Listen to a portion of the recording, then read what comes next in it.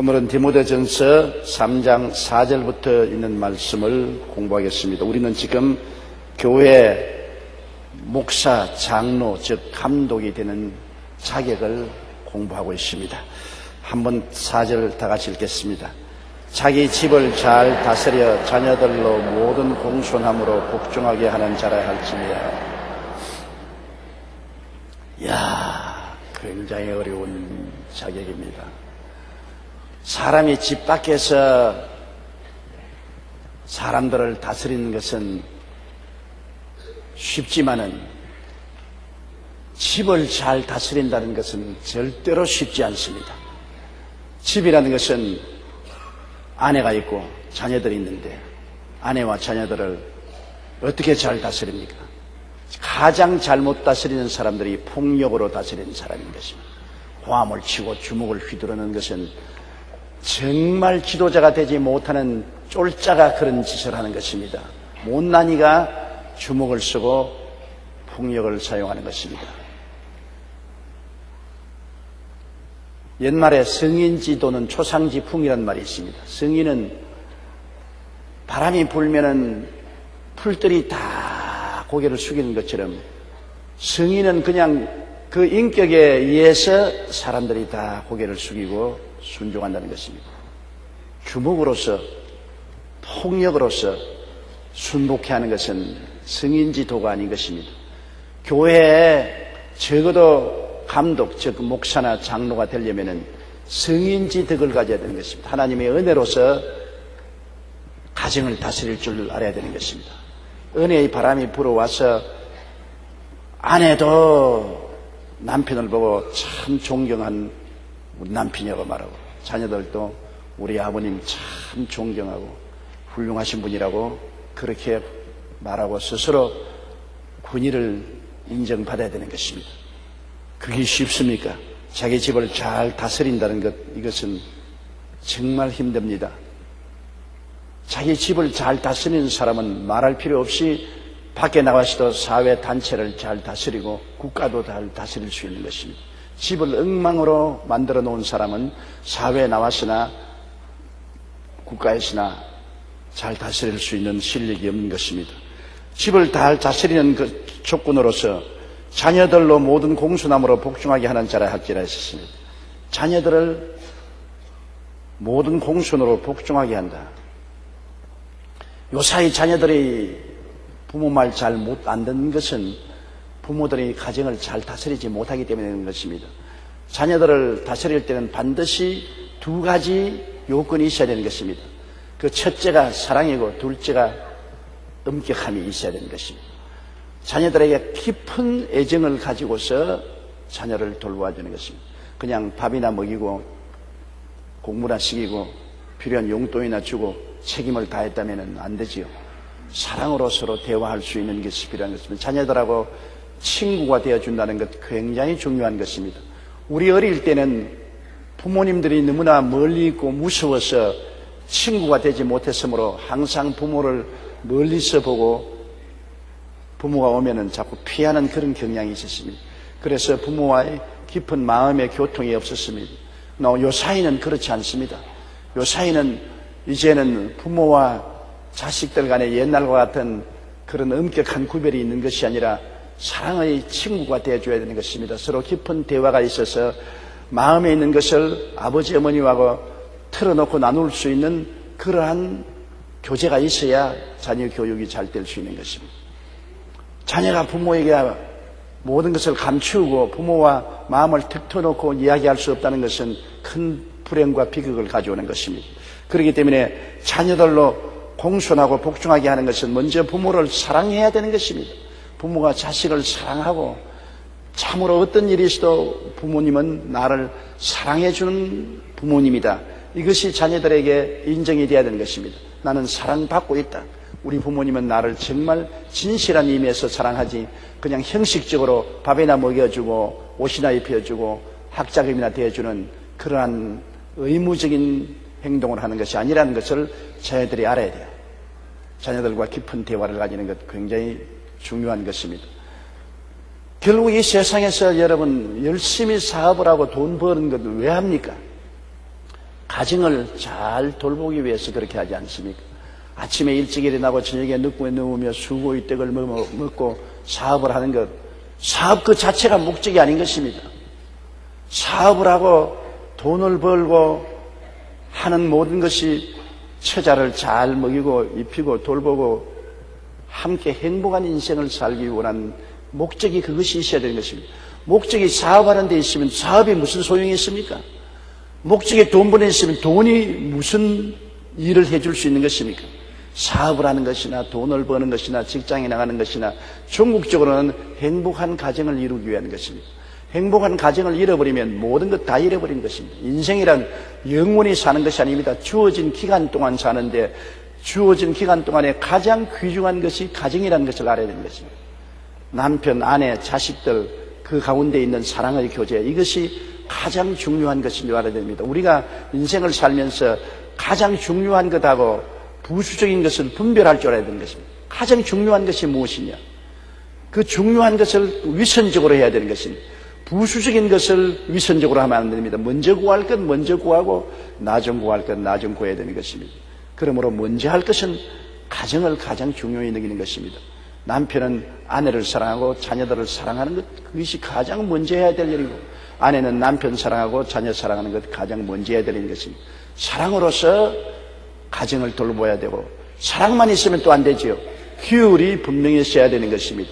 규율. 한 단체가 살려면은 규율이 반드시 필요한 것입니다. 교회도 규율이 필요하고, 그리고 지역의 사회도 규율이 필요하고, 가정에도 규율이 있어야 되는 것입니다. 천방지축으로 마음대로 하동 내버려 놓으면 가정이 안 되지요. 가정에 들어오면 아침에 몇 시에 일어나고 저녁에는 저녁 몇 시까지는 반드시 집에 들어와야 된다. 그리고 또 아침이니 이제 가족이 모일 수 있는 시간을 정해서 함께 예배 드려야 된다. 규율인 것입니다. 가정 예배 같은 것도 하나의 규율인 것입니다. 어린이들은 가정 예배 굉장히 싫어합니다. 저도 애들이 집에 있을 때 가정 예배 보자면 이놈들이 온갖 변명을 다 하고 학교 빨리 가야 된다, 오늘은 바쁘다, 숙제를 못했다, 온갖 잔소리 다 하는 겁니다. 그래도 규율은 규율인 것입니다. 강제로라도 해야 되는 것입니다. 그냥 몸을 비비 꼬고 기도하는데 눈 뜨고 앉아있고 그렇게 해도 예배는 드려야 되는 것입니다. 그것이 그 마음속에 인생을 살아가는 법을 만들어주는 것입니다. 기차가 달릴 때 철가치가 두 개가 나란히 있어야지 하나만 있으면 탈선하지 않습니까? 사랑도 있고 규율도 있어야 되는데 우리 크리스찬 가정에서는 반드시 주일날은 교회에 나와서 예배드린다. 성수주일한다. 주일날 친구들하고 바빠서 교회 못 나갑니다. 그렇지 않으면 수능 시험 때문에 공부해야 되기 때문에 주일날 못 갑니다. 가해 공부 때문에 못 갑니다. 그런 것은 부수적인 것입니다. 인생에 있어서 무엇이 가장 귀중한 것을 자연스럽게 가르쳐야 되는 거죠. 가장 귀중한 것. 다 인생에 필요하지요. 그러나 제일 필요한 것이 무언가를 가르쳐 줘야 되는 것입니다. 하나님을 섬기는 것이 제일 필요하다. 주일날 친구 만나는 것도 중요하고 수능 공부하는 것도 중요하고 과외 공부하는 것도 중요하집니다. 그러나 제일 중요한 것은 하나님을 섬기는 것이 가장 중요하다. 그 규율인 것입니다. 주일날은 반드시 교회에 나가서 예배를 드린다. 이것은 우리 가정의 규율이다. 그리고 매일 아침이나 저녁 시간 정해놓고 즉 좋은 시간에 가족들이 모일 수 있는 시간에 모여서 가정 예배 드린다. 규율이다. 그런 규율이 반드시 있어야 되고 그 규율이 없을 때는 음악에 체벌을 해야 되는 것입니다.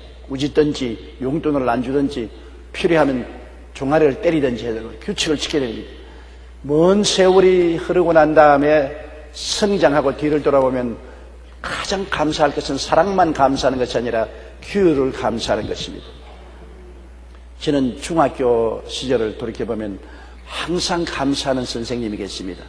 콩코드라는 선생님이신데 영어 선생님이십니다. 우리가 그때는 그 선생님이 죽기를 원했습니다. 교통사고 나서 안 죽냐? 교통사고 나서 죽었다는 소문만 나면 얼마나 좋겠냐. 언제나 우리 수업시간에 들어가면 대나무를 이만한 걸 어깨에 메고 들어와요. 와서 영어 숙제를 안 해오면 사정없이 불러내어서 종아리를 때립니다.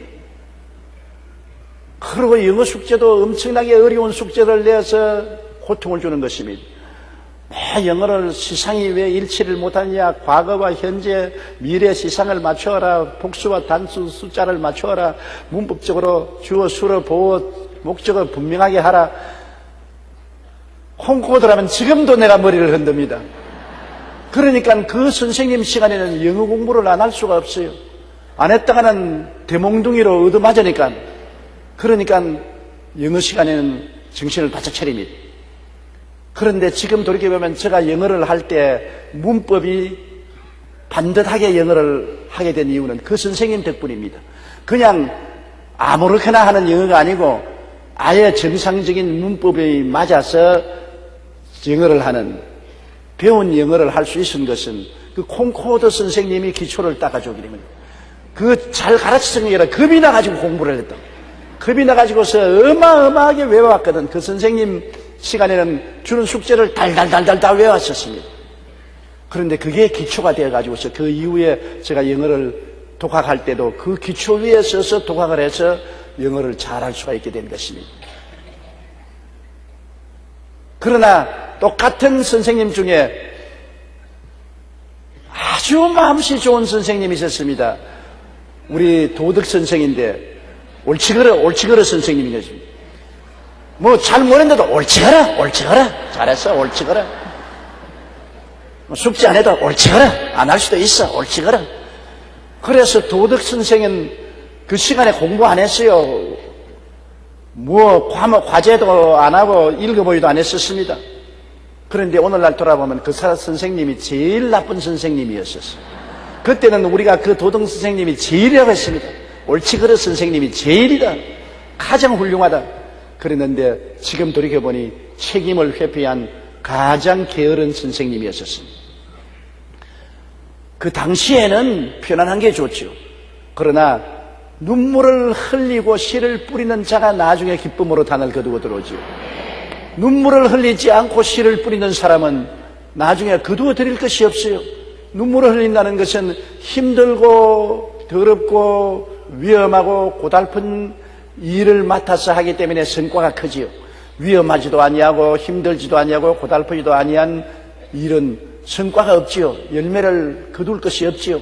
그러므로 고생시키는 선생님이 나중에는 정말 우리에게 복을 갖다 주는 선생님이 되고, 조금 더 고생 안 시킨 선생님은 좋지 않지요. 가정교육도 안 가진 것입니다. 부모님이 자식을 사랑만 할 것 아니라 교육도 생각해서 엄하게 다루면 한 머리 원망도 많습니다. 잘할 때는 부모님에게 원망도 하지만은 잘하고 난 다음 자기가 사회생활을 할 때 부모에게 감사하게 생각하는 것입니다. 제일 중요한 것이 가정의 아버지와 어머니의 롤 모델인 것입니다. 아들은 아버지를 모델로 삼고 딸은 어머니를 모델로 삼습니다. 별 도리 없지요. 1살부터 6살까지 모든 사람들의 인격의 기초가 만들어지는데요. 1살부터 6살까지 어디 갑니까? 집에 늘 있지 않습니까?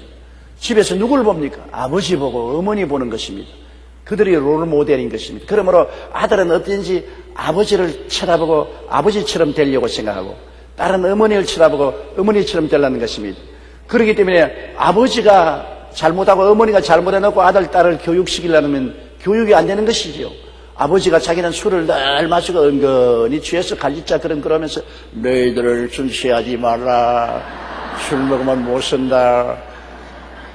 애들이 그 말을 듣고 웃어요. 아버지의 말과 행동이 틀리지 않습니까? 아버지는 늘 집에 와서 입 딱 벌리고 텔레비만 늘 보고 있으면서 텔레비 그만 봐! 들어가서 공부해! 그럼 지는 텔레비 늘 보면서 나만 공부하라. 어머니는 밤낮으로 친구들하고 놀러 다니고 골프나 치러 다니고 개나 하러 다니고 가정사를 안 돌고 있는 어머니 밑에 자란 딸들은 원래 그러는구나. 우리 어머니는 늘 그런 친구들하고 놀러 다니고 그치 골프나 치고 해외여행이나 하고 곰국이나 끓여서 냉장고에 넣고 공국 끓여놨으니까 이걸 먹으라. 그 말만 하면 이것이 어머니의 역할이구나.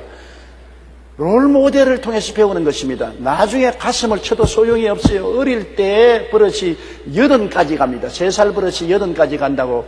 어릴 때 부모님의 생활을 통해서 보여줘야 되는 것입니다. 저는 우리 아버님이 이제 천국 가셨지만은 저게 좋은 롤 모델을 많이 해 주셨습니다. 뭐냐면 아버님이 절대로 담배를 피지 않고 술을 안 잡혔습니다. 우리가 자랄 때는 6.25 때라 형편없었어요. 학교도 학교답지 않고 사회도 사회답지 않고 모든 것이 혼란 상태에 있었는데 학교 가면 애들하고 수업을 마치면 모두 천막 교실 밖에 나와서 담배를 피십니다. 안 피울 수가 없어요. 주먹쟁이가 전부 담배를 나눠주면서 피우라고 하고. 그리고 학교 마치고 나와서 깨를 지어 술집에 가고 그 다음에 창녀촌에 가고 그랬었죠. 그런데 그때는 제가 예수를 안 믿었는데도 저희 마음속에 아버님이 늘 롤모델이 되어 있기 때문에 우리 집안에 아버님이 담배를 안 피우는데 내가 담배를 피웠으느냐, 아버님이 술을 안 취했는데 나는 술 먹을 수 없지 않느냐, 아버지가 얼마나 방탕했는데 애들 따라서 창녀촌으로 못 가지 않느냐. 그 아버지가 늘 내 마음속에 롤모델이 되기 때문에 제가 바로 설 수가 있었습니다. 그건 제가 정말 마음에 깊이 새겼어요. 그리고 항상 집에 오면 아버지가 책을 들고 계셨어요. 항상. 그래서 아침에도 일어나면 책, 저녁에도 일어나면 책을 읽었죠. 책을 많이 읽는 바람에 우리 어머니가 고생을 많이 했지요. 사실은 우리 먹고 사는 생활은 어머니가 다 책임졌습니다. 나중에 아버지가 괜히 큰 소리하고 내가 어머니 뒤에서 다 도와줘서 어머니가 장사를 했지. 그래서 웃기는 소리 하지 마세요. 아버지는 늘 책만 읽고 집에 있었지. 시장에 가서 물건 이고 다니면서 6.25 때 물건 팔고 저 자갈치에 가서 물건 떼와서 시장에 와서 팔고 우리가 먹고 사는 것은 어머니 덕분으로 살았었습니다. 그렇기 때문에 그 이후에 나이가 많으셔서 아버님께서 늘 내가 있어서 너희들을 다 먹였다는 그거는 롤모델이 안 됐어요. 그거는 거짓말 하지 마세요. 어머니가 우리를 먹여 살렸다. 애들이 많아도 다 보고 알고 있어요. 그러나 책을 읽는 것이 롤모델이 되어서 항상 책을 읽어야 되겠다. 그래서 언제나 책을 많이 접하고 책을 많이 읽게 된 것도 아버지의 롤모델이죠. 그러므로 롤모델이라는 것은 굉장히 필요하죠. 어린아이들 보고 말로가만 다스릴 수 없습니다. 사랑으로 다스리고 규율을 세우고 그 다음엔 롤모델을 세우면 그를 통해서 사랑에 감동하고 규율은 반드시 순종해야 되는 것을 알고 부모님의 롤모델을 따라가는 것입니다. 사위를 구할 때도 그 사위의 아버지를 보아야 되는 것입니다. 그 아버지의 그 아들입니다. 며느리를 보려면은 그 어머니의 그 딸입니다. 상당히 교육을 통해서 달라질 수 있지만 근본적인 바탕은 1살에서 6살 사이에 다 이루어지는 것입니다. 근본적인 바탕은 나중에 어떤 일이 생기면 반드시 나타나게 되어 있는 것입니다. 그렇기 때문에 가문을 왜 중요시하느냐? 가문이 굉장히 중요한 것입니다. 물론 부모님의 DNA 유전자도 중요하지만 가문의 기풍이라는 것이 굉장히 그 자녀들의 교육에 좋은 것입니다. 분위기 말입니다.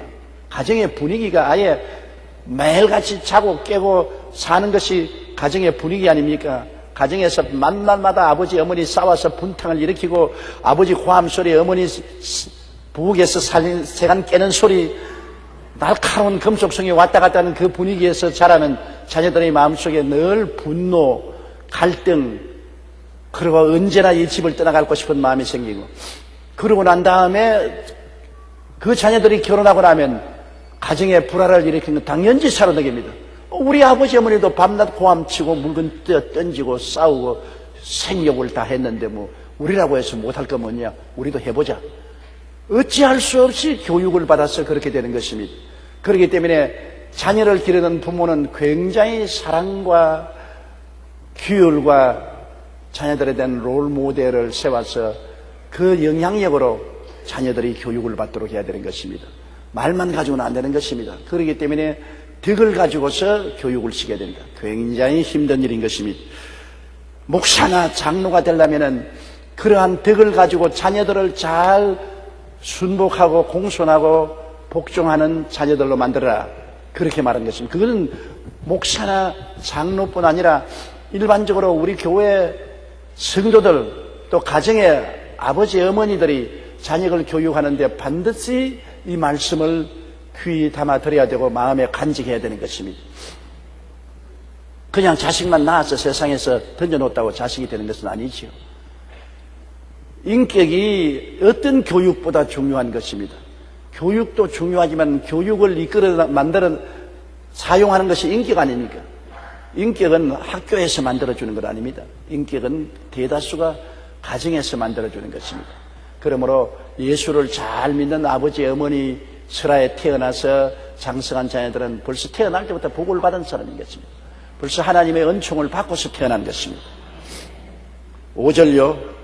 사람이 자기 집을 다스릴 줄 알지 못하면 어찌 하나님의 교회를 돌보리요. 자기 집을 엉망진창으로 만들어 놓고 교회를 다스리려면 권위가 서지 않아서 성도들이 따르지 않지 않아요. 이 세상에 모든 것이 권위가 있어야 되는 것입니다. 아버지는 아버지로서 권위가 있어야 되고 어머니는 어머니로서 권위가 있어야 되는 것입니다. 그 권위를 따라가야 되는데 집안이 엉망진창이 되어 있는데 교회 와서 아무리 설교를 해도 권위가 안 서지요. 사람들이 비웃고 말지요. 안 따라가지요.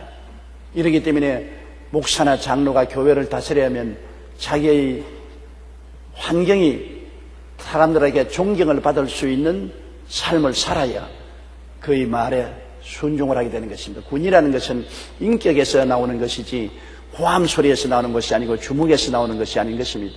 인격에서 군의가 나오는 것입니다. 또 6절요. 새로 입교한 자도 말진이 교만하여져서 마귀를 정죄하는 그 정죄에 빠질 감이라. 신앙이 얕은 사람을 목사나 장로로 만들지 말라는 것입니다. 목사나 장로가 신앙 연조가 얕은 사람이면 많은 성도들이 목사님, 장로님하고 존경하니까 그만 교만해져가지고서 날 좀 보소, 날 좀 보소, 내가 얼마나 잘났소. 그러고 오만하게 행하다가 마귀의 올무에 걸리게 되는 것입니다. 마귀가 어떻게 됐습니까? 하나님이 루시퍼를 천사 중에 가장 아름다운 천사로 만들었습니다. 가장 영광스러운 천사로 만들었습니다. 하나님 다음으로 정교하고 아름답고 능력 있게 만들었습니다. 그러니 하나님을 향해서 고맙고 감사하게 느끼지 않고 천사가 자기를 쳐다본 것입니다. 하나님을 쳐다보지 않고 자기를 쳐다본 것입니다. 이야, 내가 얼마나 아름다운가. 내 영광을 보라. 내 미모를 보라. 내 권능을 보라. 그래서 자기 도취되어서 내가 뭐 하나님 순종할 거 뭐냐. 내가 하나님과 동등하게 되고 하나님 보좌를 내가 넘나봐야 되겠다. 그래서 교만이 들어와서 하나님을 대적하다가 하늘에서 쫓겨나서 마귀가 된 것입니다. 자기를 바라보고 나르시즘에 빠져서 자기 도취를 하는 것, 그것은 굉장히 위험한 것입니다. 수수나 있잖아요. 수수나는 물에서 피지 않습니까? 전설에 보면 왜 수수나가 되느냐. 한 남자가 자기가 너무 인물이 잘나서 물에다가 자기 얼굴을 비춰보고 너무너무 자기 인물 잘난 것이 좋아서 하하 웃다가 물에 퐁 빠져가지고서 죽어버렸어요. 그 죽은 자리에서 꽃이 하나 피었는데 그게 수선합니다. 나르시스라고 합니다. 그 나르시스는 자기 아름다움에 도취되어서 정신없이 죽을 지경이 된 사람을 영어로서 나르시스미라고 말하는 것입니다. 문자 하나 배워 놓으십시오. 써먹으면 좋습니다. 저 사람은 나르시즘에 빠진 사람입니다. 자기 도취에 빠진 사람입니다. 사람이 자기 도취에 빠지면 안 돼요. 항상 우리는 하나님을 바라보고 예수 그리스도의 은혜를 바라보아야지. 자기를 바라보고 자기를 자랑하게 되면 이 문제가 심각하게 되는 것입니다. 어느 가정에서도 남편이 자기가 잘났다고 생각하고 마땅히 나는 내 집사람에게 존경을 받아야 되고 사랑을 받아야 되고 애들에게 추앙을 받아야 된다고 생각하면 나르시즘에 빠진 사람인 것입니다. 그 문제가 생깁니다. 약간하면 성내고 분노하고 고함질 치는 것입니다. 또 부인이 많은 시간을 경대 앞에 앉아서 쳐다보고 늘 붙이고 늘 자기 아름다움의 도취에 빠져 있으면 교만해지고 오만해지고 게을러지고 문제를 생기게 되는 것입니다. 사람은 자기 도취에 빠지면 안 됩니다. 어떠한 사람도 자기 도취에 빠지면 성공하지 못합니다. 어떤 어머니가 아들이 있었는데 음악을 잘해요. 아주 피아노를 잘 쳐요. 가르칠 선생이 없어요. 신동이라고 했습니다. 그런데 유일하게 계열을 가르칠 수 있는 선생님이 한 분 계시는데 은퇴를 하셨어요. 더 이상 제자를 받아들이지 않습니다. 그러나 그 선생님만이 이 아들을 훌륭한 피아니스트로 완성되게 만들 수 있기 때문에 어머니가 그 아들 데리고 모처럼 손을 써서 그 노 선생님을 만났습니다. 그래서 노 선생님이 고개를 설레설레내면서 나는 이제 은퇴했습니다. 이상한 데 제자를 가르치지 않습니다. 그러니까 괜히 날 기대하지 마십시오. 선생님 압니다. 은퇴하신 줄 아는데요. 꼭 우리 애 피아노 소리 한 번만 들어봐 주십시오. 선생님이 되라고 말씀하지는 않습니다. 한 번만 들어봐 주십시오. 왜? 위대한 선생은 아주 가능성 있는 제자를 보면 또다시 마음의 불길이 일어난다는 것을 어머니가 알았기 때문인 것입니다. 그 아들로 보고 선생님 앞에서 피아노 한번 쳐라. 막 피아노를 치니까 처음에 가만히 눈을 감고 팔짱을 끼고 있던 노 선생님이 눈을 번쩍 뜨고 눈에 총기가 들어오면서 이 어린이의 피아노 소리에 귀를 기울이더니만 그 어머니를 보고 과연 천재군요. 잘만 다듬어 주면은 세계적인 피아니스트가 되겠는데 나는 사실 손을 놓은 사람인데 얘 피아노를 보니까 얘만은 내가 도와주고 싶은 생각이 납니다. 내가 학생으로 마지막 봤지요. 그래서 걔를 열심히 지도해서 정말 천하에 둘도 없는 피아니스트가 되었습니다. 그가 데뷔를 하는 날 그 강단에 수많은 사람이 모였습니다. 그리고 선생님은 저 2층에 앉아있어요. 그리고 이 젊은이가 피아노를 치는데 한 곡조 한 곡조 끝날 때마다 사람들이 일어나서 박수 갈채를 하고 많은 사람이 돈을 막 그 발에 던집니다. 돈을 발에 막 던져요. 우리 한국에는 돈 던지는 습관이 없지만 미국이나 구라파에는 잘하면 막 흥분해서 발밑에 돈을 갖다 던지는. 그런데도 불구하고 이 젊은이는 청중도 바라보지 않고 돈도 바라보지 않고 발코니 위에만 자꾸 쳐다보고 있습니다. 선생님만 쳐다보고 있어요. 그러면서 한 곡조 한 곡조를 칠 때마다 발코니만 쳐다보고 있습니다.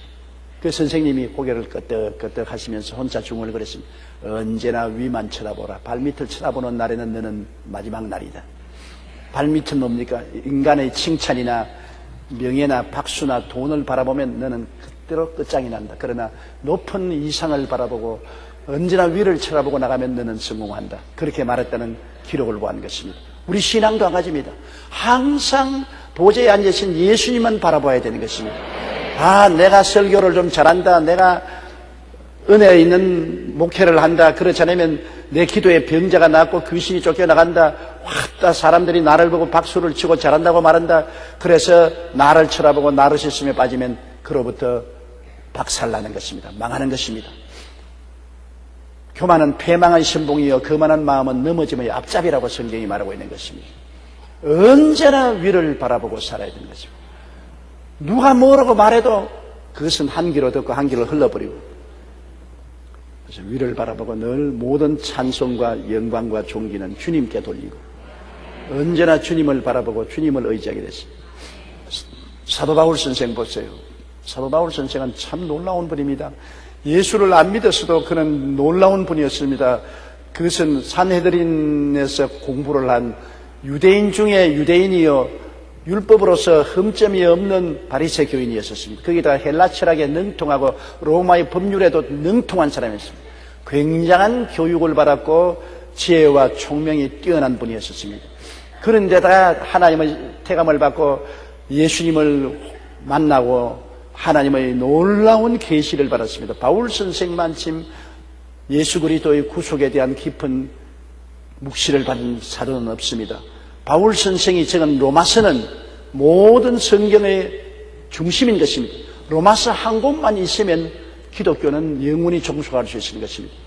그만큼 로마서가 중요합니다. 물론 신구약 성경이 다 중요하지만 신구약 성경을 다 뺏긴다 하더라도 로마서 한 곳만 안 뺏기면 우리 기독교는 영원히 존중할 수 있을 정도로 로마서의 구속의 교리를 그렇게 깊이까지 바울 선생은 하나님께 계시를 받아 적었었습니다.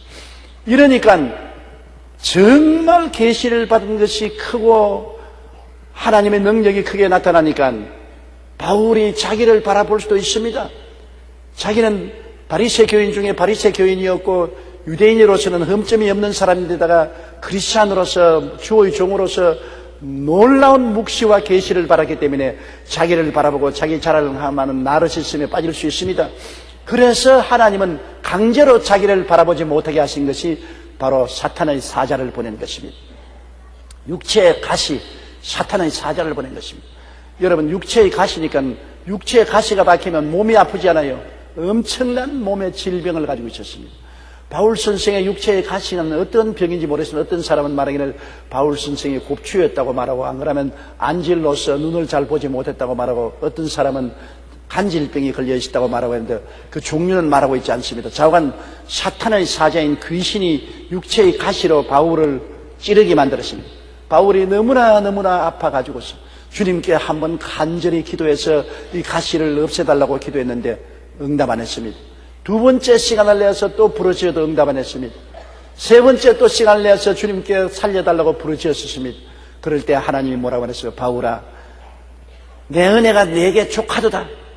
내가 약할 때 내가 강하여집니다. 네가 약해져야 너 자랑하지 않고 하나님만 바라보고 하나님만 의지하고, 하나님 없이는 나는 일어서고 앉을 수도 없고 여행할 수도 없고 살아있을 수도 없고 숨 쉴 수도 없으니 하나님만 바라보고 하나님만 의지합니다. 그래야 하나님만 바라보고 하나님의 종으로서 하나님이 사용할 수 있지. 네가 약하지 않고 네가 이만큼 강하고 영광스러워지면은 하나님을 떠나고 마귀의 올무에 빠지고 교만에 빠져서 망할 수도 있다. 그래서 바울 선생이 내가 약한 것들을 자랑하리니 내가 약할 때 곧 강하다고 말한 것입니다. 사람이 너무 잘나면 자기를 보게 돼요. 나르시즘에 빠져요. 그렇기 때문에 하나님이 사탄의 사자를 보내가지고서 가시로 찔러요. 그래서 자기를 의지하지 말고 시시각각으로 죽음에서 건져주는 하나님을 바라보고 의지하도록 만들어 주시는 것입니다. 그러므로 사도 바울은 너무 잘나서 하나님이 강제로라도 하나님을 쳐다보게 했는데, 우리같이 못난 사람도 하나님을 바라보고 살아야 돼요. 우리 자신을 바라보고 탄식해도 안 돼요. 내 못난 것을 바라보고 나는 왜 이렇게 못났노, 무능하냐, 능력이 없느냐, 부정적으로 탄식해도 안 되고, 내가 너무 잘났다고 나르시즘에 빠져서 자만에 빠져도 안 되고, 잘났든 못났든 다 뒤로 던져버리고 우리를 죽음에서 구원하시고 우리에게 은혜를 주시는 우리 주 예수 그리스도만 바라보는 여러분 되시기를 주님 이름으로 축원합니다. 그러므로 새로 입교한 자가 장로나 목사가 되면은 교만해져서 사탄의 올무에 들어가는 것입니다. 사탄이 교만해져서 하나님을 대적하게 됐습니다. 교만해서 날 좀 보소하다가 자기 우상숭배에 빠지는 것입니다. 그러므로 자기 우상숭배에 빠지지 않도록 하기 위해서는 이미 신앙이 오래되고 노련한 신앙생활을 가져서 자기가 얼마나 무능력하고 무력한 것을 깨달아 알고 주님만이 우리를 구원하는 하나님 것을 알고 깨닫고 체험한 이러한 사람들을 장로나 목사나 지도자로 삼으라는 것입니다. 7절이요. 또한 외인에게서도 선한 증거를 얻은 자라야 할지니 비방과 마귀의 올무에 빠질까 염려하라. 우리 신앙생활이라는 것은 나 혼자만 잘 믿으면 됐지만 남이야 뭐라고 말하지 상관할 건 뭐냐 그렇게 생각할 때가 있는데, 사람이란 혼자서 못 사니까 그게 문제입니다. 사람은 한자로 사람인자로 서로 받치고 있지 않습니까? 서로 의지해야 사는 것입니다. 한 가정도 서로 의지해야 살아요. 나 혼자 살지 못해요. 아내가 있고 자식이 있습니다. 서로 의지하지요. 부모는 자식에게 의지하고 자식은 부모에게 의지하고 남편은 아내에게, 아내는 남편에게 서로 의지하는 것입니다. 그래서 서로 마음을 나누고 사랑을 나누고 체온을 나누면서 함께 살죠. 우리는 혼자가 아닙니다. 함께입니다. 아니 나는 뭐 독신주의자라서 집에 뭐 자식도 없고 남편도 없고 아내도 없고 혼자 산다. 그거는 집에서 혼자 살지만 사회에 나가면 혼자 못 살죠. 혼자서 무슨 장사해 먹고 살고 직장에 갑니까? 직장에는 함께 해야 되고, 장사를 해도 사람들 많은 곳에 함께 있어야 장사를 해 먹고 삽니다.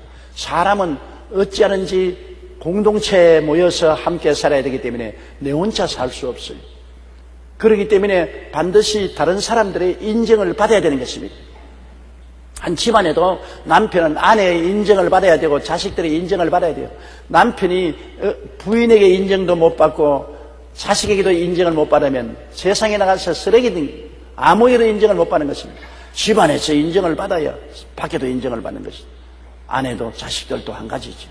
그러므로 사회에 나가서 내 혼자 사니까 남이야 내게 간섭하지 말라면 그는 소외되어 버리고 버림받고 마는 것입니다. 우리 예수 믿는 사람이 다니면서 예수 믿고 구원받으시어 아무리 외쳐도 사람들은 우리의 입술에 나오는 말을 중요하게 생각하지 아니하고 우리의 인격을 중요하게 생각하는 것입니다. 그의 생활과 행동이 거짓투성인데 예수 믿는다고 아무리 고함을 쳐도 무슨 소용이 있습니까? 예수 믿는 사람이 남보다 더 많이 거짓말하고 사기치고 욕심부리고 그렇게 하면은 사람들이 볼 때 자기나 잘 살지 누구 보고 예수 믿으라고 하냐. 우리의 입에서 나오는 말이 우리의 삶과 일체되어야 되는 것입니다. 그렇기 때문에 예수 믿는 사람이 안 믿는 사람들에게 인정을 받을 수 있는 윤리적 도덕적인 생활의 모범이 돼야 돼요. 우리 한국에 예수 믿는 사람이 1000만을 넘지 못하는 이유가 한국 교회가 이만큼 성장했으면 우리 교회가 사회 존경을 받을 수 있도록 많이 사회에 참여를 해서 선한 행위를 많이 해야 되는 것입니다. 이웃을 돌보는 일을 해야 되는 것입니다. 뭐 이웃이 내가 무슨 상관이 있냐. 이웃을 복음으로 전도하기 위해서는 이웃을 사랑으로 짊어져야 되는 것입니다. 테레사 수녀가 왜 위대합니까? 테레사 수녀는 아주 연약한 여자요 할머니였었습니다.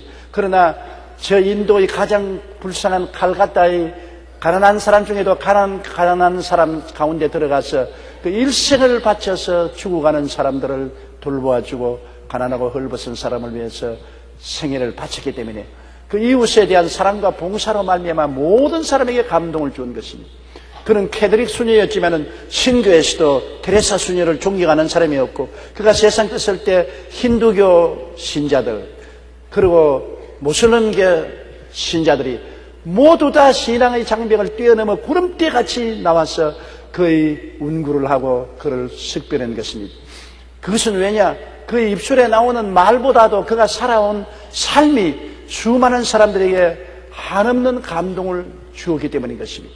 오늘 우리 한국 교회가 이제 해야 될 것은 우리 사회에 우리 이웃에 감동을 줘야 되는 것, 사랑 나누기 운동을 해야 되는 것입니다. 슬픔을, 고통을, 괴로움을 함께 나누어야 되는 것입니다. 우리가 사회에 고난을 함께 걸머쥐고 도움을 베푸는 것이 교회가 되어야 되는 것입니다. 옛날에 우리 한국 교회가 크게 성장한 것은 교회는 와서 학교 세우고 양로원 세우고 고아원 세우고 병원 세우고 온 지역 사회를 도와줬다. 그리고 일정 36년 때는 3.1 운동의 주축이 되어서 독립운동을 하고 그리고 6.25 사건이 났을 때는 예수 믿는 나라들이 UN 16개국 중에 거의 3분의 2가 되어서 기독교 믿는 나라들이 와서 우리를 도와주었다. 기독교에 대한 깊은 인상을 받았습니다. 그런데 이제 6.25도 다 끝나고 한국이 자유롭게 산 반세기 동안 교회는 너무 안주했습니다. 우리 교회당만 짓고 우리가 열심히 교회에 나와서 우리들끼리 오손도손 잘 예수 믿고 천당만 가면 되지 뭐 이웃에 관심 가질 필요가 있느냐. 그래서 우리가 등한히 했습니다. 이웃 사랑을 등한히 했습니다. 그래서 한국 사회가 교회에 대한 기대를 저버렸습니다. 교회 있으나 마나 뭐 우리에게 무슨 관계가 있느냐. 이렇게 되었기 때문에 오늘 우리의 전도에 위력이 나타나지 않은 것입니다. 우리가 더 사회에 가난하고 헐벗고 고생하고 눈물 흘리고 불쌍한 사람에게 참여를 해야 되는 것입니다. 굶주린 사람, 병든 사람, 외로운 사람, 버림받은 사람, 힘없는 사람의 편에 들어가서 그들을 도와주는 그러한 놀라운 사회 구원의 힘이 되어주면 세상이 우리의 입에서 나오는 복음 말씀에 귀를 기울이고 저분들의 말은 참말이다. 우리 들어보자. 그렇게 하고 교회를 찾아 나오게 될 것입니다. 이러므로 우리 지역사회에 있는 지역이나 구역이 힘을 합쳐서 이웃을 도와주는 운동을 많이 하고 있는 것을 저는 기쁘게 생각합니다. 연말 연시에도 보니까 우리 각 지성전과 지역이나 구역에서 불쌍한 사람들에게 쌀도 나누고 연탄도 나누고 신방도 하고 도와주는 것 좋은 일이고 또 우리 교회 호스피스 자원봉사들이 나가서 죽어가는 사람들 도와주는 것. 호스피스 일은 참 괴롭습니다. 죽어가는 사람에게 가서 말씀 전하고 위로해주고 대소변 받아내고 목욕시켜주고 편안히 죽게 도와주는 것 힘든 일이지요. 그러나 이것이 사랑으로서 실천하는 것입니다. 하스피스 운동 참으로 귀한 일이지요. 그리고 영아원, 고아원을 찾아가서 도와주는 것, 노인들 복지시설에 가서 도와주는 것, 어려운 장애인들 붙들어주고 도와주는 것, 이러한 일에 우리가 힘을 써야 되겠습니다. 오늘날은 우리 한국에 복음을 못 들은 사람 거의 없어요. 거의 입술로 지나는 복음도 듣고 라디오, 텔레비, 신문, 방송, 잡지를 통해서 복음을 안 들은 사람 거의 없습니다. 우리 한국 사람만 침 그리스도의 복음을 많이 들은 사람이 없을 정도인 것입니다. 이제 우리가 해야 될 일은 입술로 전하는 것보다도 행동으로 복음을 전해야 되는 것입니다. 사랑으로서 실천해야 되는 것입니다. 따라서 말씀하세요. 사랑으로 실천하자. 그리스도의 사랑을 우리가 베풀고 사랑으로서 실천할 때 복음의 위력이 나타나고 구원의 역사가 나타나게 되는 것입니다. 그러므로 외인에게도, 안 믿는 사람에게도 선한 증거를 받아야 할, 외인들도 그분이면 정말 목사답다, 장로답다, 교회 성도답다, 그 사람은 우리는 안 믿지만은 믿으려면 저렇게 믿어야 된다, 그렇게 증거를 받으면은 얼마나 복음의 능력이 일어나는 것입니다. 믿으려면 저 사람처럼 믿어야 된다, 저 사람은 정말 존경받을 사람이다, 이렇게 돼야 되는 것입니다. 요사이 여러분, 이슬람 교도라는 것이 근본주의자가 되면 폭도가 되어 있지 않습니까? 이번에도 우리 사랑하는 아들이 한 분 아프가니스탄입니까? 파키스탄입니까? 파키스탄에서 죽었잖아요. 이슬람 근본주의자의 자폭 테러에 의해서 세상을 떴습니다. 얼마나 가슴 아픈 일입니까? 그렇게 되면 누가 그 종교를 믿겠습니까? 종교의 광신자가 되어서 우리 종교를 안 믿는 사람은 죽여도 좋다, 우리 종교를 위해서 자폭을 한다, 이것은 얼마나 많은 사람에게 불안과 공포와 좌절과 절망을 갖다 주는 것입니까? 그렇게 해서 복음을 전도하면 안 되지요. 고란을 받든지 안 그러면 칼을 받아라, 이게 무슨 복음인 것입니까? 사랑을 실천해야지. 그러므로 이슬람 근본주의자들이 그들의 종교를 전도하려면 사랑으로서 전도를 해야지, 폭력으로 하면은 결국엔 망합니다. 예수님이 말씀하기를 칼을 쓰는 자는 칼로서 망하나니라. 칼을 쓰면 칼로서 망하는 것입니다. 사랑으로서 승리해야 되는 것입니다. 오른편 뺨을 치면 왼뺨을 돌려대고, 송사의 겉옷을 가지려면 속옷까지도 주고, 억지로 오리를 가지면 심리까지 가는 양보와 희생과 사랑의 미덕을 해야 변화를 가져올 수가 있는 것입니다. 8절요. 이와 같이 집사들도 정중하고 일구이언을 하지 아니하고 술에 임박히지 아니하고 더러운 일을 탐하지 아니하고. 거의 집사들도 장로나 목사의 직위와 같습니다. 교회의 직분을 가진 사람들은 그분이 목사든 장로든 감독이든 인격적인 것을 구비해야 된다는 것을 여기에 말씀하고 있는 것입니다. 교회, 나는 평범한 서리 집사, 그렇지 않으면 안수 집사라, 그렇게 하지만 서리 집사나 안수 집사의 자격도 거의 감독의 자리, 목사나 장로의 직위와 비슷한 자격을 구비해야 되는 것입니다. 집사들도 정중하고 인격이 해딱 가볍지 말아야 되는 것입니다. 사람이 쟁개비 같은 사람이지 않습니까? 사르르 끌었다가 샥 하고 식어버립니다. 아주 가벼운, 인격이 가벼운 사람이 있습니다. 사람이 좀 정중해야지 너무 가벼워서 해딱 하면은 믿을 수가 없어요. 사람은 그래도 저 사람은 사람이 신중한 사람이고 저 사람 말은 믿음만 하다, 그렇게 해야지. 양치기 소년같이 거짓말을 자꾸 하면 안 되지요. 호랑이다! 호랑이다! 전부 사람들이 뛰어와서 보니까 장난으로 해봤어요. 나쁜 놈의 자식, 바쁜데. 두 번째, 또 호랑이다! 또 동네 사람들이 왔어요. 내가 거짓말로 했는데 다 따라오냐. 세 번째, 진짜 호랑이가 나타났는데 호랑이다! 그러니까 아무도 안 왔어요. 진짜 호랑이가 왔는데. 잡혀먹었지 않습니까? 왜? 인격이 가벼워서 거짓말을 했기 때문인 것입니다. 나는 이런 우화를 읽어봤어요. 어느 섬에 호랑이가 혼자 살았어요. 다른 짐승이 없으니까 왕노릇 했죠. 그런데 그게 말이 한 마리 수입을 해서 들어오게 됐습니다. 그래, 말이 있어서, 와, 호랑이가 보니까 이거 보통 놈이 아니란 말입니다. 덩치도 크고, 갈기도 나고, 그런데도 막, 울음소리도 막 쩡쩡 울리도록 하니까 저놈이 얼마나 실력이 있는가 봐야 되겠다고 며칠을 두고 빙빙 곁을 돕니다. 그런데 말이 신중하게 가만히 있었으면 좋겠는데 호랑이가 건져니까 휙! 그러면서 뒷발치를 칙! 가만히 호랑이가 보니까 저 별것 아니거든.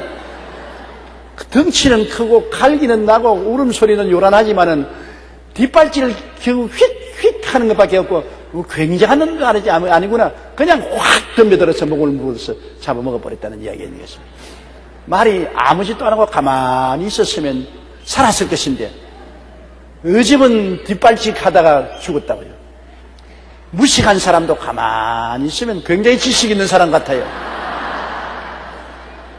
그러나 속에 실력도 없으면서 얕은 실력을 가지고 아는 체하고 자꾸 말을 하다는 본전이 다 드러나면 버림받게 되는 것입니다. 자기 미천이 드러나거든요. 가장 무서운 사람이, 입이 무거운 사람이 가장 무섭습니다. 뭐가 속에 들었는지 알 수가 없어요. 실제는 무식해서 무식한데, 무식해서 가만히 있는데, 입을 안 여니까 무엇이 있는지 모르기 때문에 사람들이 겁을 집어먹는 것입니다. 존경하고 두려워하는 것입니다. 이러므로 자기의 미천을 다 드러내놓으면 안 돼요. 정치인들이 상대방 국가와 외교할 때 자기가 마음속에 하고 싶은 말을 미리 드러내놓으면 외국 사람하고 외교를 할 때 할 말이 없어지고 마는 것입니다. 전부 자기 속에 있는 것은 깊이 파묻어 놓고 중요할 때 드러내놓아야지. 그러므로 사람은 신중해야 되는 것이 정중하게 무게가 있어야 돼요, 사람이.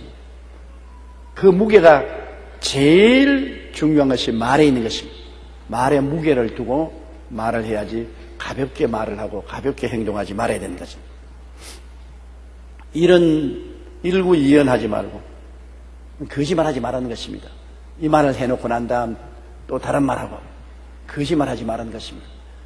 인생이 가장 많이 짓는 죄가 거짓말한 죄입니다. 거짓말 안 한 사람 혹이 실는지 모르겠지만 여러분 가운데 거짓말 안 한 사람 한번 손 한번 들어보세요.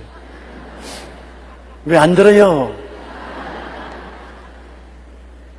왜냐하면 흰 거짓말, 빨간 거짓말 다 하거든. 흰 거짓말은 남에게 상처를 주지 않은 거짓말이고 빨간 거짓말은 남에게 상처를 주는 거짓말인데 빨간 거짓말은 남에게 피를 흘리기 때문에 나빠요. 흰 거짓말은 그것도 안 하면 좋겠는데 그러나 흰 거짓말 안 하고 살 수가 있나요? 어머니들이 더구나 흰 거짓말 많이 하죠. 애들 보고 너 오늘 한 것 아버지가 다 알고 있다. 너 잘하면 아버지에게 혼날 것이다. 아버지가 알기는 뭘 알아요. 그러나 협박하는데 그 흰 거짓말 했단 말입니다. 우리 어머님이 옛날에 우리 애들 키울 때 아버님에게 흰 거짓말 하는 건 내가 많이 봤어요. 옛날에 시골에서는 돈이 없지 않습니까? 그런데 애들은 양말도 사줘야 되고 옷도 사줘야 되는데 돈은 안 주잖아요. 아버님이 생활비 이외에는 안 주지 않아요. 그러니까 어머니가 팥이나 콩이나 시장에 팔러 가는데 그걸 어떻게 하냐면 날 보고 먼저 저 밖에 나가 있으라 그래요. 그건 내가 먼저 밖에 나갈 때 내가 콩이나 팥을 마등에 넣어가지고서 걸머쥐고 나가요. 그래서 내 애가 나갈 때는 내가 뒷 산을 통해서 나가니까 어머니는 나가면서 빈 바구니 이렇게 들어 보이고 나가거든요. 그 밖에 나가면 어머니가 그거 내놓으라. 그럼 내가 엄마 돈. 그러면 과자 사 먹을 돈 몇 푼 받고 난 다음 너 이거 아버지에게 일러주면 너는 양말도 없고 너는 옷도 없고 아무것도 없다. 내가 안 일러줄게. 그래서 내 생각에 어머니는 원래 아버지 속이는구나. 그런데 나중에 보니 그렇게 안 하고는 자식들은 많은데 양말은 어디가 사주며 내복은 어디가 사주며 특별한 돈은 어떻게 줍니까? 그러므로 남편들은 부인들이 조금씩 속이는 건 눈 감아줘야 돼요. 나는 요 사이도 우리 집 사람이 날 속이는 건 내가 알아요. 내가 알면서도 모른 체 하지 바보가 아니니까. 그런 것을 자꾸 밝히면은 자유롭지 못해요.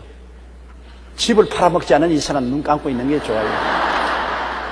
모른 체 하고 있으면 저쪽에서는 내가 모른 줄 알지만 나는 다 알고 있고, 그러면서도 화해를 하고 사는 거예요. 인간 세계에는 전부 다 맑게 하고 살 수는 없어요. 가정에도 좀 물이 꾸정해야지 너무 맑아 놓으면 못 살아요. 남편이 눈에 불을 켜고서 부인 보고 가계부 전부 써서 내게 내놓아라. 그 전자 계산기로서 한 푼 한 푼 계산 다 하고 그러면은 못 살아요. 좀 빼먹어도 눈 감아줘야 돼요.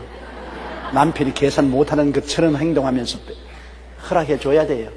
인생이라는 것은 흰 거짓말이 우리 스스로 삶을 돕기 위해서 할 때가 종종 있는 것이 아니라 많이 있어요. 저는 흰 거짓말 너무 하게 되기 때문에 그것도 해결을 많이 해요. 왜냐하면 교회가 크니까 성도들 간에 송사가 많이 옵니다. 송사가 많이 오는데 내가 들은 대로 다 말하면 삼박제라고 많은 겁니다. 이 사람 말도 옳다, 저 사람 말도 옳다. 이 사람 좋은 말 저리 옮기고 이 사람이 안 좋은 말은 안 옮기는 것입니다. 그런 때가 종종 있어요. 전혀 서로 좋지 않은 사람도 야 와서 나에게 당신에게 대한 좋은 말 많이 하더라. 정말 내가 놀랬어. 당신에게 대해서 이런 좋은 말 하더라. 진짜요? 진짜지. 속으로는 가짜야. 그러니까 화해를 시키는 것이죠. 그거를 자꾸 파헤쳐가지고서 서로 상대방의 흠점 있는 것을 정하면 피투성이가 되고 말잖아요. 그러니 인생을 살면서 불가피하게 흰 거짓말을 해야 될 때가 있어요. 기생 라합은 흰 거짓말을 했다가 믿음의 용사가 되었었어요. 이스라엘의 정탐꾼을 분명히 숨겨놓고 난 다음에 여리고성 경찰이 와서 이스라엘 정탐꾼이 왔지. 근데 왔다가 벌써 나갔어요. 나가보세요. 벌써 나갔어요. 나가긴 어디 나갔어. 집 위에 숨겨놓고 난 다음에. 사람을 살리기 위해서 화해와 선을 가지기 위해서 별 도리 없이 하얀 거짓말을 해야 될 때가 있습니다. 그것도 안 하는 것이 제일 좋은데 어찌할 도리가 없을 때가 있습니다. 그러나 빨간 거짓말은 하지 말아야 돼요. 그거는 남에게 피를 흘리는 거예요.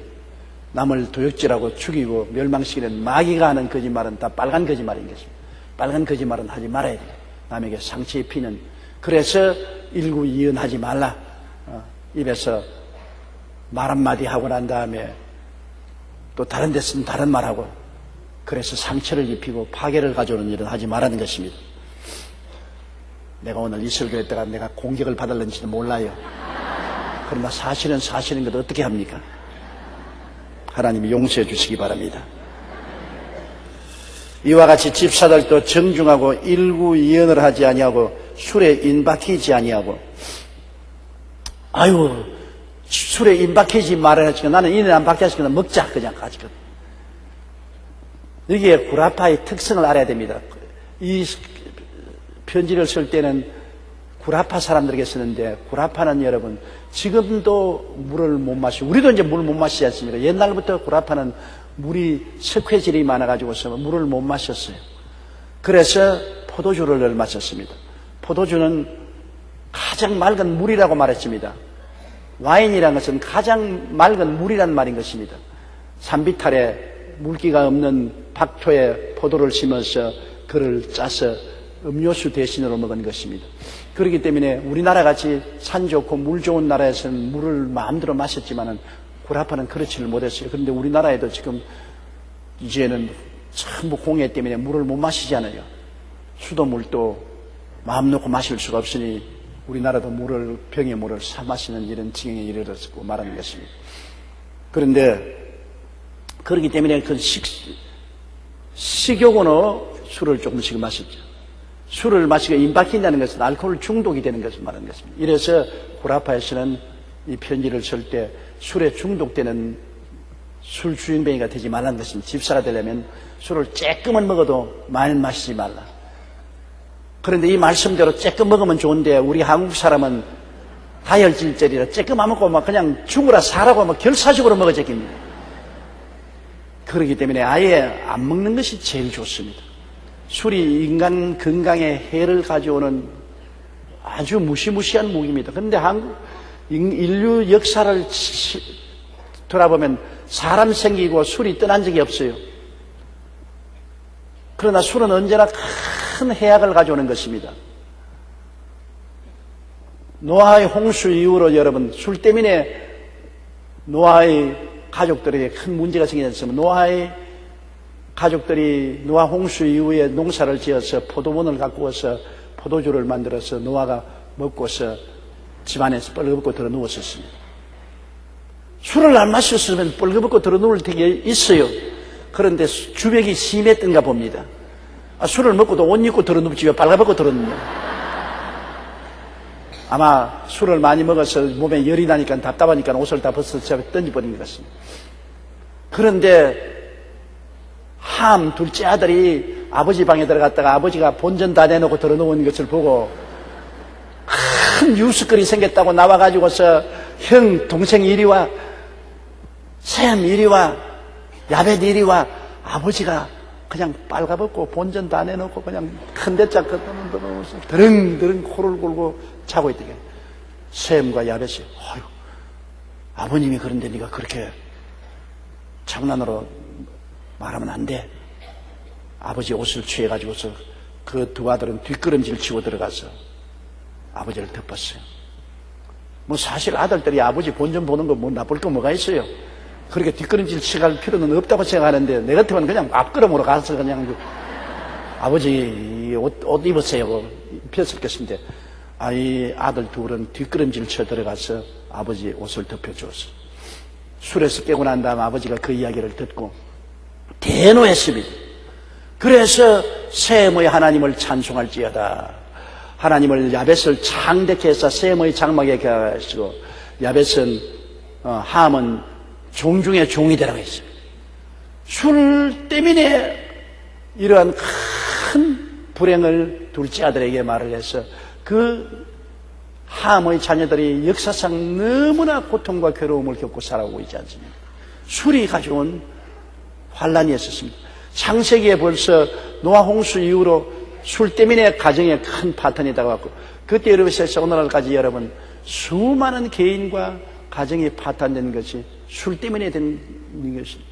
근데 사람들은 자, 애기 낳았다고 와서 술 먹고 죽었다고 와서 술 먹고 사업 시작한다고 술 먹고 사업 망쳤다고 술 먹고 뭐 온 천지에 어디 가도 술 안 먹는 데가 없어요.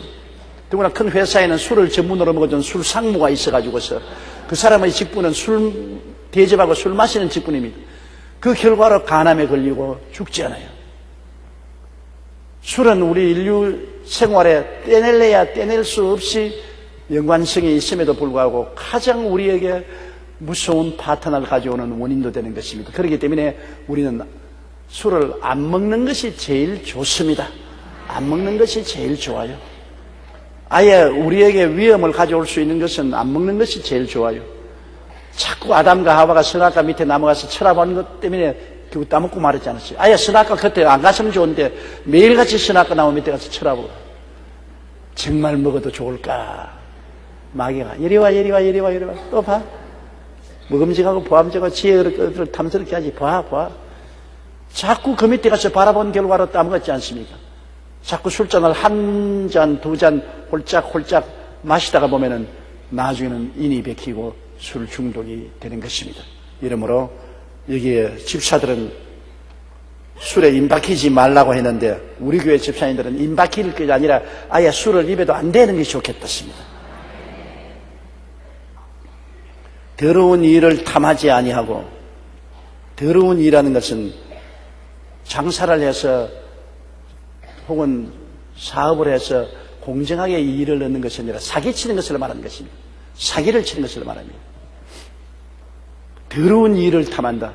사기를 쳐서 정당한 이익을 얻는 것이 아니라 거짓말을 해서 이익을 얻는다. 이 세상에 더러운 일을 취하는 일이 굉장히 많지 않습니까? 다단계 판매 같은 것, 여러분 다단계 판매를 해서 그게 걸린 사람들이 창망하고 더러운 일을 강탈해가는 일들이 많지 않습니까? 또한 건축을 하면서도 원래 설계대로 하지 않고 속여서 시공을 해서 날밀린 공사를 하는 것, 더러운 일을 취하는 것입니다. 물건을 팔 때도 원가에 보태서 정당한 일을 구하지 아니하고 속여서 폭리를 취하는 것, 더러운 일을 취하는 것, 양심에 어긋난 일을 취하지 말라는 것입니다. 양심에 합당한 의의는 괜찮아도 양심에 합당하지 않은 일을 취하지 말라. 그런데 예수 믿고 교회 열심히 나오면서 집사 장로가 되었어도 가만히 보면은 교회 사업을 하는데도 더러운 일을 취하는 것을 내가 너무나 많이 볼 때 가슴이 아픕니다. 하나님의 사업, 예수 그리스도의 영광을 위해서, 주의 나라를 위해서 하는 사업을 집사 장로가 하면서도 더러운 일을 취할 때가 많아요. 내가 바본 것처럼 나는 알고 있어요. 그러나 알고 있으면서도 크게 사고를 일으키지 않은 다음에는 눈을 감고 마는데, 그러나 문제는 이 세상에서 목사의 눈이나 다른 장로의 눈은 숙일 수 있어도 하나님의 눈은 못 숙이는 것입니다. 이 세상에서 사람이 무엇으로 심든지 그대로라 하나님을 우습게 생각하면 안 됩니다. 하나님을 마늘이 여기면 안 됩니다. 하나님 우습게 생각하다는 큰 코 다쳐요. 하나님이 가만히 있으니까 무슨 바보 천치가 되어서 가만히 있다고 생각합니까? 하나님은 다 알고 계시면서도 오래 참으시고 어느 시간이 지나면 하나님은 반드시 책벌하는 것인데, 하나님의 법칙이 있어요. 사람이 심은 대로 거둔다. 어떤 것은 심으면 곧장 거두고 어떤 것은 시간이 좀 걸려서 거두지만은 심은 대로 거두는 것을 알고는 몸서리쳐야 되는 것입니다. 하나님의 사업을 하면서 더러운 일을 구해서 속이면은 사람은 속일 수 있고 교회는 속일 수 있어도 하나님은 속이지 못합니다. 하나님은 눈을 부릅뜨고 보고 계신 것입니다. 심은 것을 거둘 때는 아프게 거둬야 되는 것입니다. 피를 흘리고 거둬야 되는 것입니다. 하나님은 죄는 용서하나 죄를 지어서 심어놓은 열매는 거두도록 하는 것입니다. 용서는 합니다. 예수 믿고 나오니까 용서는 해요. 그러나 심은 것은 거둬요. 심은 것조차도 안 거두게 할 줄 생각하면 큰 오해인 것입니다. 용서받는 것은 하나님께서 그리스도의 보혈로 용서를 해주나 심은 것은 거둬야 돼요. 이것을 잊지 말아야 되는 것입니다. 하나님을 우습게 생각하다가는 큰 코 다친다는 것을 알아야 되는 것입니다. 또 9절요. 깨끗한 양심의 믿음의 비밀을 가진 자라 할지니라. 양심이 깨끗해야 된다. 사람이 동물과 다른 것은 사람은 양심이 있는 것이 다릅니다. 양심은 우리 영혼의 나침판인 것입니다. 영혼의 나침판이 있어가지고서 나침판이 언제나 남북을 가리키는 것처럼 양심은 언제나 정의를 가르치고 불의를 가르치는 것입니다. 양심에서 이것은 안 됐다, 이것은 된다. 양심이 우리에게 갈 길을 보이는데, 안 믿는 사람도 마음속에 양심이 있어서 우리가 죄를 지을 때 양심의 가책과 고통을 느끼는데, 믿는 사람은 성령이 와서 그 하심으로 양심이 굉장히 날카로워지는 것입니다. 성령이 우리의 마음속에 와서 그 하심으로 성령이 양심을 강하게 하심으로 우리가 양심의 명령을 어떤 사람보다 더 깊이 느끼게 되는 것입니다. 성령은 우리 양심을 통해서 우리를 인도하는 것입니다. 그렇기 때문에 깨끗한 양심 우리가 가져야 돼요. 양심에 더러운 양심도 있고 악한 양심도 있고 화인 맞은 양심도 있는 것입니다. 화인 맞은 양심은 양심에다가 그냥 불로 찢어가지고서 양심을 완전히 죽여버린, 그래서 사람들을 수없이 죽이고도 양심의 가책을 느끼지 않은 동물적인 짐승처럼 된 사람이 있어요. 더러운 양심은 더러운 것을 따라가는, 꾸짖지 않은 양심, 악한 양심은 남에게 상처를 주는 양심입니다.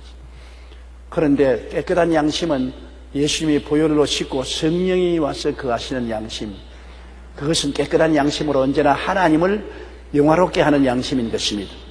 하나님을 영화롭게 하는 양심을 우리가 마음속에 가져야 되는 것입니다. 그리고 믿음의 비밀을 가진 자들. 믿음의 비밀은 뭡니까? 예수 그리스도가 믿음의 비밀인 것입니다. 우리 신앙의 가장 위대한 것은 하나님의 비밀인 예수 그리스도를 아는 것입니다. 예수 그리스도는 하나님의 비밀인 것입니다. 하나님께서 창세 이후로 감추었던 것을 2000년 전에 나타내 주신 것입니다. 예수 그리스도의 십자가는 하나님의 오랜 세월 비밀로 감춰오는 구원의 계획을 나타내 주신 것인데, 이 예수 그리스도가 구주됐다는 것은 깊은 비밀이요, 이 비밀을 우리에게 깨닫게 해주시는 것은 성령이 깨닫게 해주시는 것입니다. 그리스도를 아무리 전파해도 예수 그리스도의 비밀을 깨닫지 못하는 사람이 얼마나 많습니까? 예수님을 알아도 비밀을 깨닫지 못하므로 그냥 예수님은 예수님이지 몰라요, 예수님이 무엇인지. 그냥 역사적으로 유대 땅에 태어났다가 십자가의 형을 받아 죽은 사람으로 알고 있고, 그 이상은 모릅니다. 왜냐하면 비밀을 모르기 때문에 그런 것입니다. 비밀을 탁 펼쳐서 우리에게 보여주시는 이는 성령이신 것입니다. 성령이 우리 마음속에 비밀을 깨닫게 해주셔야 우리가 깨달아 알 수 있게 되는 것입니다. 그러므로 적어도 집사쯤 되면은 깨끗한 양심과 그리스도 안에서 그리스도의 십자가의 비밀을 깨달은 사람이 되는 것입니다. 십자가의 비밀, 오중보험과 삼중 축복의 그 깊은 비밀을 우리가 마음속에 깨달아 알아야 집사직을 가질 수 있는 것입니다. 내가 왜 예수 믿는지 사람에게 당당하게 설명하고 예수 그리스도의 그 은혜를 사람들에게 전할 수 있는 그러한 비밀을 깨달은 사람이 되어야지, 예수님이 누군지도 모르면 어떻게 되겠습니까? 어떠한 사람 예수를 안 믿는데 목사님 찾아가서 꼭 예수를 믿고 교회를 나오십시오. 교회 나오면 내가 침례도 베풀어주고 집사도 주겠습니다. 그러니까 예? 왜냐하면 이 사람은 예수 안 믿고 늘 가난하니까 교회 나오면 침례도 베풀어주고 집도 사준다는 줄 알았습니다. 집 사준다니까. 아유, 교회 나가지요. 집을 사준다니 정말입니까? 정말로 집사직을 주지요. 그러니까 목사님은 내내 집사 만들어준다는데 이 사람은 집 사준다고 생각하고 있어요. 그러니까 교회를 나왔어요. 나와서 열심히 예수를 믿습니다. 왜냐하면 집 사준다고 했으니까 하마나 집 사줄까 싶어가지고 있어요. 그래서 침례도 받고 열심으로 교회에 나와서 섬기고 봉사하다가 축복을 받아가지고서 아닌 게 아니라 집을 샀어요. 이래서 가만히 보니까 목사님이 재직 임명할 때 집사직을 주거든요. 그때야 깨달았어요. 집을 사주는 것이 아니라 집사직을 주는가 보다. 이래서 목사님을 집에 모셔서 예배를 드리면서 그가 고백을 했다는 말이 있습니다. 목사님, 내가 교회 나온 것은 집 사준다 해서 교회 나왔는데 과연 열심히 섬기니까 주님이 집을 사주십니다. 목사님이 사준 것이 아니라 집을 주님이 사주셔서 나는 교회 집사도 되고 집도 사고 축복을 받았다는 간증을 들어본 것이 있습니다. 우리가 깨끗한 양심의 믿음의 비밀을 가지고 있으면 그 믿음의 비밀 속에 하나님이 모든 은총과 축복을 주시는 것입니다.